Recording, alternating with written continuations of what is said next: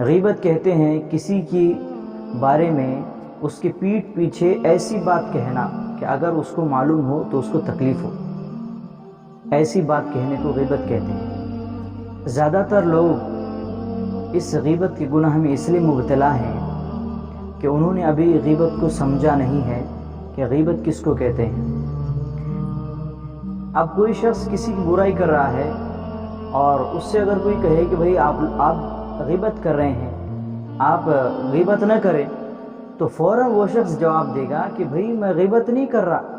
جو صحیح ہے وہی میں آپ کو بتا رہا ہوں۔ تو بھئی بات یہ ہے کہ جو چیز سامنے والے کے اندر موجود ہے اور اس کو آپ اس کے پیٹھ پیچھے بیان کر رہے ہیں دوسروں کے پاس، اور ایسی بات بیان کر رہے ہیں کہ اگر اس کو پتہ چلے تو اس کو برا لگے، تو اسی بات کو تو غیبت کہتے ہیں۔ اصل میں ہوتا یہ ہے کہ غیبت کرنے والا اپنے دل میں یہ سوچ رہا ہوتا ہے کہ میں سب سے پارسا ہوں، میں اچھا ہوں، اور جس کے بارے میں غیبت کر رہا ہوں یہ دنیا کا سب سے برا آدمی۔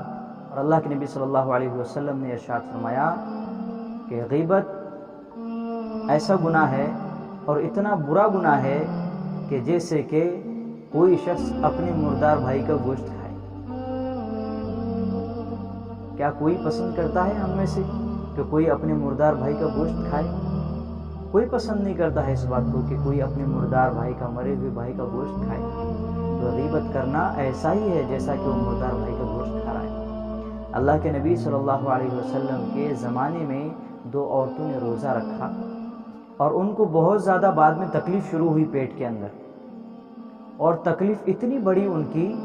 کہ مرنے کے قریب ہو گئی دونوں عورتیں۔ تو اللہ کے نبی صلی اللہ علیہ وسلم کو اس بات کی اطلاع دی گئی،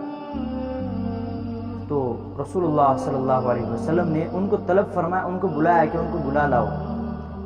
اور ان کے سامنے ایک بڑا سا برتن رکھا اور ان عورتوں سے کہا کہ اس میں قے کرو۔ اب جب ان دونوں عورتوں نے قے کی تو اس میں سے خون اور کچھ گوشت کے ٹکڑے نکلے۔ تو اللہ کے نبی صلی اللہ علیہ وسلم نے ارشاد فرمایا کہ ان دونوں نے اللہ کی حلال کی ہوئی چیز سے روزہ تو رکھا لیکن حرام چیز سے افطار کیا، یعنی کہ انہوں نے لوگوں کا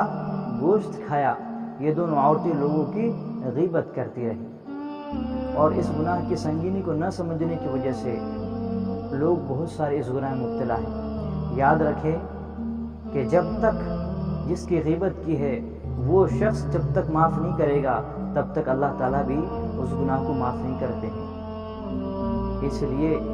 غیبت سے بہت زیادہ بچنے کی ضرورت ہے کہ بھئی کس نے گناہ کیا ہے تو اس کا معاملہ اللہ کے ساتھ ہے، کیا پتہ وہ بعد میں توبہ کر لے اور ہم اس کی غیبت کر کے ہم خود گناہ میں مبتلا ہو جائیں،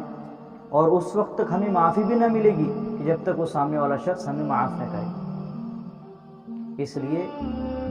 اللہ تعالیٰ سے دعا کرتے رہیں کہ اللہ تعالیٰ ہمیں ایسے